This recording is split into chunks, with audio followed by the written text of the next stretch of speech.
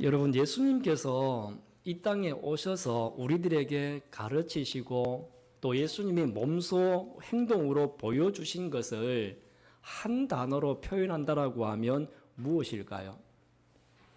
예수님의 가장 근본적인 가르침을 한마디로 이야기하라라고 이야기하면 사랑이죠. 그래서 그 사랑 때문에 예수님은 우리를 섬기셨고 그 사랑 때문에 십자가까지 지신 줄로 믿습니다. 예수님은 이 구약의 모든 율법과 말씀을 한 문장으로 정리를 하셨죠. 어떻게 정리를 하셨느냐 하면 하나님을 사랑하고 나를 사랑하고 내 이웃을 사랑하라. 이것이 구약에 나오는 모든 율법의 가르침이다. 핵심 메시지라고 말씀을 하였습니다. 그래서 이 땅에 오신 예수님은 하나님에 대한 사랑과 우리들에 대한 사랑으로 십자가를 지셨고 보혈을 흘리셔서 구원의 역사를 이루셨죠. 그래서 이 모든 일들을 가능하게 했던 이유는 다른 게 아니라 주님의 사랑이었습니다. 이 고린도전서에 믿음, 소망, 사랑 이 세 가지가 항상 있을 것인데 그 중에 제일은 뭐라고 했습니까? 사랑이다.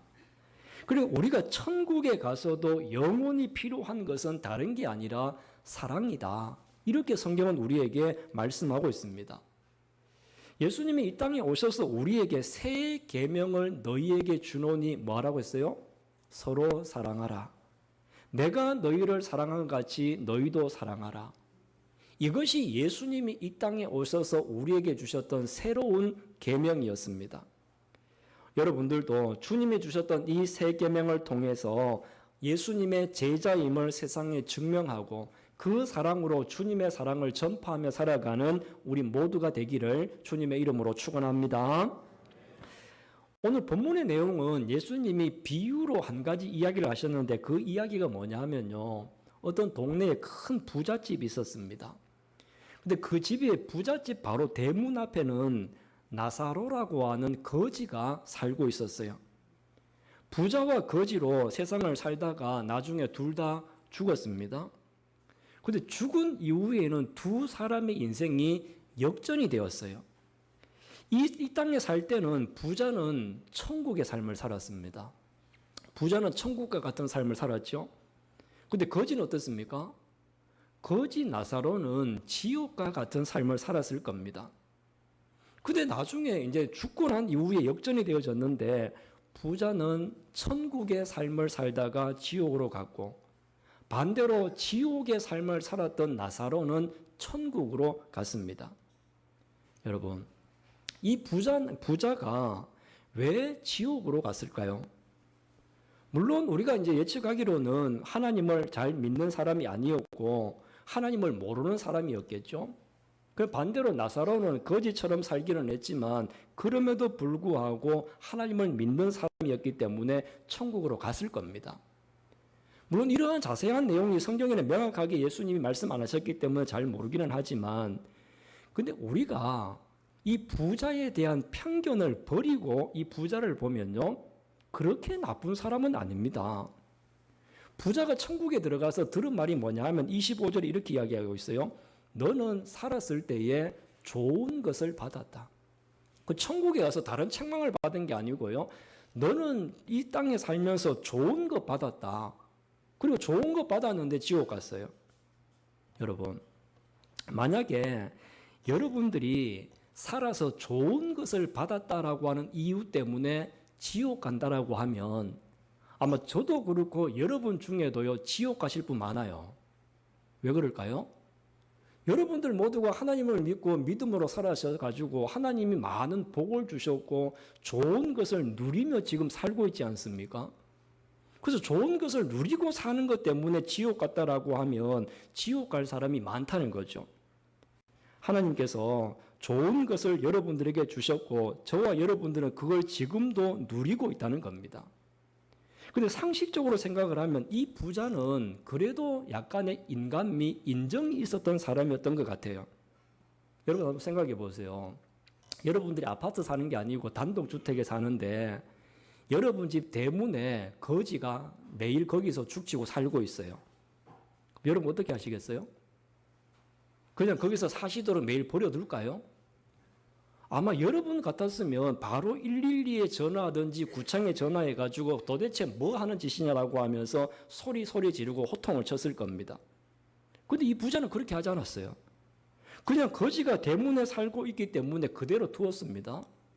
아마도 거지가 뭐 깨끗하게 자기 관리를 잘 했겠습니까? 파리가 들끓었겠죠. 냄새나니까 동네 개들이 몰려들겠죠. 그런데도 이 부자는 자기 집 앞에서 이 사람이 살 수 있도록 그냥 두었다는 겁니다. 인간적으로 보면 어떻게 보면 우리보다는 조금 더 나았던 인정이 있었던 사람이 아닐까 이렇게 생각을 해볼 수 있는 겁니다. 실제로 제가 이제 교육전사로 있을 때요. 그때 섬겼던 교회가 이제 교육관 건물이 옆에 따로 있었고 그 교육관하고 다른 이웃 주민하고 담 사이가 조금 틈이 있었거든요. 사람이 한 2명 정도 들어갈 수 있는 틈이 있었어요. 근데 어느 날 보니까 그 틈 사이에 어떤 동네 노숙자가 오셔가지고 위에다가 판자 하나를 얹고 밑에다가는 종이 박스를 깔아가지고 거기서 사시는 겁니다. 이 하루 이틀이 아니에요. 근데 거기서 이제 혼자 들어가서 누울 만큼 딱 살고 있는데 잠자는 것은 아무 문제가 안 됐어요. 근데 잠자는 것은 아무 문제가 안 되는데 화장실이 문제였어요. 근데 이분은 오랫동안 바깥 생활을 하셔서 그런지 몰라도 그냥 거기에서 일어나셔가지고 한 걸음 나와서 소변을 보십니다. 교회 그냥 주차장에다가. 그리고 사람은 소변만 보는 게 아니고 큰 것도 한 번씩 봐야 되잖아요. 그 큰 거는 이제 하단 구석에 주차장 저 구석에 가지고 이제 볼일을 보십니다. 그러니까 이제 냄새 때문에 매일마다 물 청소를 해야 되고 그런 문제들이 늘 있었거든요. 그 교회에 이제 관리 집사님이 따로 계셨는데 이 집사님이 아침에 나오셔가지고 하는 일이 이분 똥 치우는 일이었어요. 그러니까 힘들었겠죠. 그리고 담임 목사님한테 말씀을 드리니까 담임 목사님은 여름 지나면 추워서 더 이상 못 계실 테니까 알아서 가실 거다. 그러니까 조금만 두고 보자. 이렇게 그냥 거기서 사시도록 버려두었어요. 근데 주일날 성도들이 와가지고 주차장에 냄새나고 하니까 다들 싫어하잖아요. 그래서 어쩔 수 없이 이분을 판잣집을 다 철거를 하고 쫓아냈습니다. 쫓아냈어요. 일주일에 한 번 보는 것도 싫어가지고 성도들이 싫다고 해서 쫓아냈거든요. 근데 이 부자는 자기 문 앞에서 거지가 살고 있는데 쫓아내지 않고 그냥 두었다는 겁니다. 지금 우리들보다 어떻게 보면 인정이 더 많은 사람인 것 같아요. 그런데 지옥 갔어요. 이유가 뭘까요? 이유가 뭔지 잘 모르겠습니다, 사실은. 근데 우리가 본문을 자세히 이렇게 몇 가지를 읽어다 보면 어떤 조그만한 단서를 찾을 수가 있는데 그게 뭐냐면 여러분 성경을 다시 한번 보세요. 19절, 20절. 자, 19절, 20절 같이 한번 읽어보겠습니다. 한 부자가 있어 자색 옷과 고운 베옷을 입고 날마다 호화로이 즐기더라. 그런데 나사로라 이름하는 한 거지가 헌데투성이로 그의 대문 앞에 버려진 채 그 부자의 상에서 떨어지는 것으로 배불리려 하며 심지어 개들이 와서 그 헌데를 핥더라. 아멘. 자, 여기 보면 이렇게 되어 있어요. 이 부자는 자색 옷을 입고 날마다 호화롭게 즐겼습니다. 근데 20절을 시작하면서 이렇게 시작했어요. 그런데 자기 돈으로 자기 옷 입고 자기 돈으로 마음껏 먹고 즐길 수 있습니다. 그런데 이렇게 지금 시작을 하거든요. 자기 집 안에서 호화롭게 잔치하고 즐기고 있습니다. 그런데 우리가 한번 주목을 해보면 여러분 주님이 우리에게 말씀하시는 것은 오늘 이 비유를 통해서 그런 말씀을 하시는 것 같아요. 담장 안에서 즐겁게 지내는 것 문제되지 않습니다. 여러분 가정에서 맛있는 것 해 드시고 여러분들이 가지고 있는 돈으로 좋은 옷 입는 것 문제되지 않죠. 그런데 문제는 뭐냐 하면 여기에서 만족하는 것이 아니라 담장 너머에 어떤 일이 일어나고 있는가. 나는 집 안에서 좋은 옷을 입고 화로운 음식을 먹고 있는데 그러면 대문 밖에서는 우리 집 담장 밖에서는 어떤 일이 일어나고 있는가라고 하는 문제라는 거죠. 근데 이 부자는 자기 자신을 사랑하기 때문에 자기를 위해서 가족을 위해서 호화롭게 잔치하며 즐겁게 살아갑니다. 이 모든 일들이 어디에서 이루어지고 있어요? 담장 안에서. 대문 안에서 이루어지고 있다는 거죠. 자기를 위해서는 아낌없이 쓰는 겁니다. 근데 자기를 사랑하는 그 사랑하는 마음이 담장을 넘어가지를 못하고 있다는 거예요. 그래서 주님이 이 비유를 통해서 우리에게 요구하시는 것은 무엇이냐 하면 이웃에 대한 사랑이 자기 사랑 말고 이웃에 대한 사랑은 담장을 넘어서 바깥으로 흘려보내야 된다는 겁니다.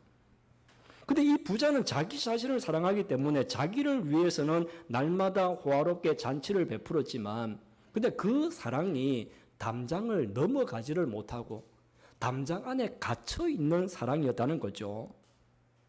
주님이 우리에게 가르치고 있는 사랑은 담장 안에 갇혀 있는 사랑이 아니라 담장 밖으로 흘려보내야 되는 사랑인 줄로 믿습니다. 여러분, 내가 성도라고 하는 것을 무엇으로 우리가 증명하겠습니까? 다른 방법으로 증명하는 것이 아니라 사랑이 나의 담장을 넘어 세상으로 흘려나갈 때 우리는 성도이고 우리는 제자임을 증명할 수 있는 줄로 믿습니다. 그래서 우리 상석교회는 주님의 사랑을 교회 울타리 안에 가둬두는 것이 아니라 세상 바깥으로 흘려보낼 수 있는 교회와 성도가 되기를 간절히 소망합니다. 그래서 우리 교회는 정말 큰 사랑은 아니고 큰 것은 아니지만 그래도 작은 사랑이라도 세상으로 담장 밖으로 울타리 밖으로 흘려보내기 위해서 학생들에게 장학금도 주기도 하고 또 이웃 주민들을 위해서 쌀을 우리가 모아서 그 쌀을 또 동네 주민들에게 전달하기도 했죠. 이러한 것들은 뭐냐면 그래도 성경의 가르침을 따라서 예수님의 사랑을 울타리 안에 담장 안에만 있게 하는 것이 아니라 조금이라도 세상에 흘려보내고자 하는 마음으로 이러한 일들을 하고 있는 겁니다. 그래서 올해는 연초에 우리가 조금 더 멀리 주님의 사랑을 흘려보내기 위해서 우리 선교단 9명이 라오스를 다녀왔지 않습니까? 이렇게 라오스를 다녀오는 것 자체도 그냥 라오스에 우리가 놀러 가고 관광하러 간 것이 아니라 주님의 사랑을 그들에게 조금이라도 흘려보내고자 하는 마음으로 라오스를 가고 그들을 섬기는 일들을 하였었거든요. 그래서 우리가 그곳에서 함께 느낀 것은 뭐냐 하면 우리의 사랑이 필요한 것이 너무나 많구나.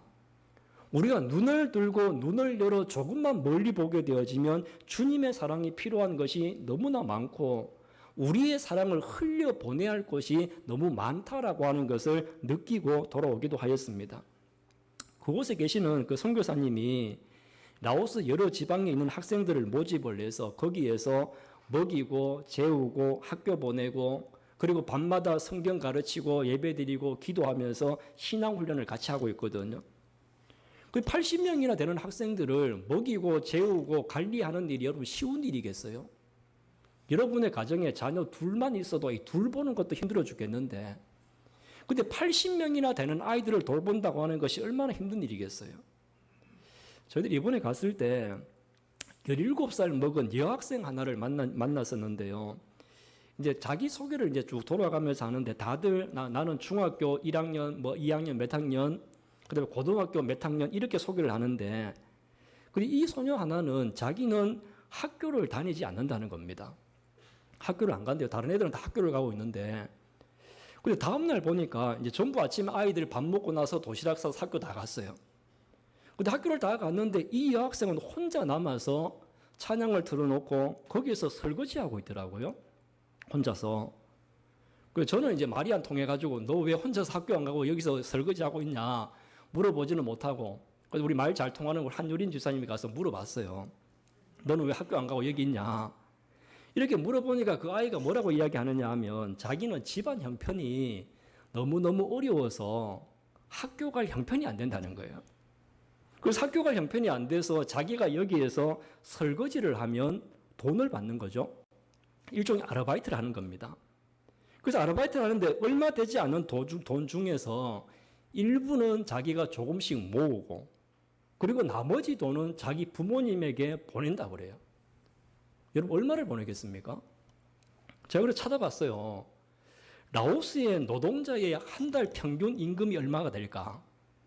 라오스 사람들 노동자들 한 달 평균 월급이 123불 그래 우리나라 돈으로 한 17만 원 정도 되더라고요. 그 최저임금은 10만 원이 안 된답니다. 근데 아마 얘가 여기서 설거지 하면서 뭐 평균 노동임금을 받겠어요? 아무래도 최저임금 정도를 받겠죠? 그럼 한 10만 원 정도 받는다고 생각했을 때 그것을 가지고 자기 조금 쓰기도 하고 또 모으고 그리고 고향에 계시는 부모님을 위해서 돈을 보내드리고 있는 그런 아이였어요. 우리가 생각하면 17살 아이가 이런 마음을 가지고 있다라고 하는 것 자체가 참 기특하기도 하고 대견하기도 하고 하지 않습니까? 근데 이야기를 들었던 우리 집사님이나 우리 모두 같은 사람들이 좀 마음이 먹먹하더라고요. 아마 여기 계신 분들 중에서 내가 돈이 없어서 중학교, 고등학교를 못 가나 내가 돈이 없어 집안 형편이 어려워가지고 고등학교를 가나 못 가나 그런 기로에 서서 그런 일들을 경험해 보신 분들 아마 많지는 않을 겁니다. 근데 저는요 중학교 다닐 때 제가 1학년 때였거든요. 제가 중학교 1학년 때 수업료를 못 내서 교실에서 쫓겨난 적이 있습니다. 이 수업료를 못 내니까 이거 선무실에서 김비성 너는 수업료를 안 냈으니까 수업을 들을 자격이 없다라고 해가지고 교실에서 나와서 선무실 복도에 꿇어 앉아 있었어요. 하루 종일. 뭐 지금으로 생각하면 완전히 인권 침해인데 큰일 날 일인데 그때는 그랬어요. 그때 그 한 학기에 이제 그 분기당 수업료가 얼마 있느냐 하면 2만 원이었어요. 2만 원. 근데 14살짜리였던 제가 감당하기에는 참 어려운 짐이었었거든요. 그 친구들 지나다니면서 다 쳐다봅니다.